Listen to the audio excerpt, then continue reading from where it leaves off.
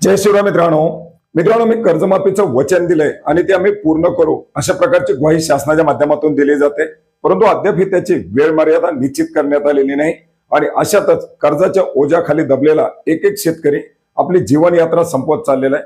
मित्रांनो, काल देखील एक दुर्दैवी घटना घडली। जय लहुजी जय अण्णाभाऊ करत एका कर्जाच्या ओझ्याखाली दबलेल्या शेतकऱ्यांनी आपली जीवन यात्रा संपवली आहे।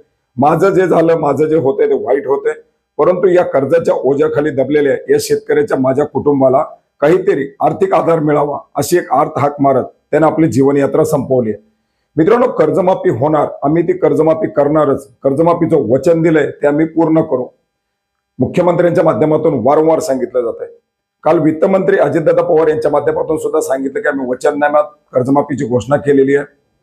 5 वर्षाचा कालावधी आम्ही मागितलाय आणि या 5 वर्षाच्या कालावधीमध्ये कधीही आम्ही शेतकऱ्याची कर्जमाफी करू, फक्त योग्य ती वेळ येण्याची आम्ही वाट पाहत आहोत। महसूल मंत्री चंद्रशेखर बावनकुळे साहेबांनी सांगितलं की आम्ही कर्जमाफी करण्यासाठी एक समिती गठीत केली आहे। ती समिती अभ्यास करते, त्या समितीचा रिपोर्ट आल्यानंतर, शेतकऱ्यांचं सर्वेक्षण झाल्यानंतर आम्ही शेतकऱ्यांची कर्जमाफी करू। गोरगरीब शेतकरी, अल्प अत्यल्प भूधारक शेतकरी अशा शेतकऱ्यांचीच आम्ही कर्जमाफी करणार आणि याचं आम्ही सर्वेक्षण करणार। मित्रांनो, 2022 मध्ये पूर्वीच्या कर्जमाफी उर्वरित असलेले 6 लाख शेतकरी हे सरकार अद्यापपर्यंत शोधू शकलेलं नाही आणि राज्यामधील आता 31 लाखापेक्षा जास्त कर्जमाफीच्या प्रतीक्षेत असलेले शेतकरी याचं सरकार सर्वेक्षण करणार आणि त्याच्यानंतर जर कर्जमाफी होणार असेल तर या 31 लाख शेतकऱ्यांमधील किती शेतकरी जिवंत राहतील किंवा किती शेतकरी वाचतील असा एक मोठा प्रश्न या ठिकाणी निर्माण झालेला आहे।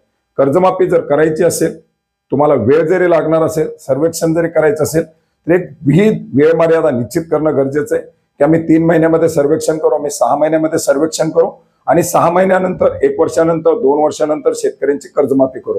कारण वेळ जर दिली तर शेतकरी तोपर्यंत तरी त्या आशेवरती जगू शकतो, नाहीतर अशाच प्रकारे एक एक शेतकरी जय लहुजी जय शिवराय जय अण्णाभाऊ असं करत करत आपली जीवन यात्रा संपवू शकतो। अतिशय दुर्दैवी अशी घटना घडलेली आहे ठिकठिकाणी। आता एक नजरेसमोर आलेली घटना आहे, अशा अनेक घटना घडतायत। शासनानं कुठंतरी गांभीर्याने याला घेणं गरजेचं आहे। अशा आत्महत्या रोखण्यासाठी जे काही तुम्ही उपाययोजना करणार आहात, कृषी समृद्धी योजना असेल, कुठल्या योजना असेल त्या राबवा। परंतु सध्या या नैसर्गिक आपत्तीमुळे जो काही शेतकरी बाधित झालेला आहे किंवा आताही बाधित होतोय, अशा शेतकऱ्यांना दिलासा देण्यासाठी हे एक पाऊल उचलणं कुठंतरी गरजेचं आहे।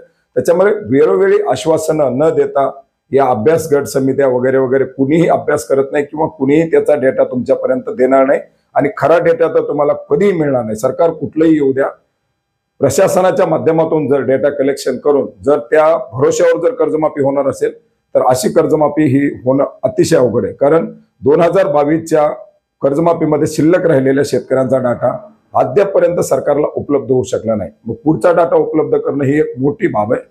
त्याच्यामुळे लवकरात लवकर कुठला तरी एक दिलासादायक निर्णय, भले उशिराचा कशाना, करणं गरजेचं आहे आणि शेतकऱ्याला दिलासा देणं गरजेचं आहे। आम्ही करू, आम्ही करणार आहोत, वेळ आल्यानंतर करू। ती वेळ आणि ती वेळ कधी येईल याची वाट पाहण्याची मानसिकता आता शेतकऱ्यांमध्ये उरलेली नाही। धन्यवाद।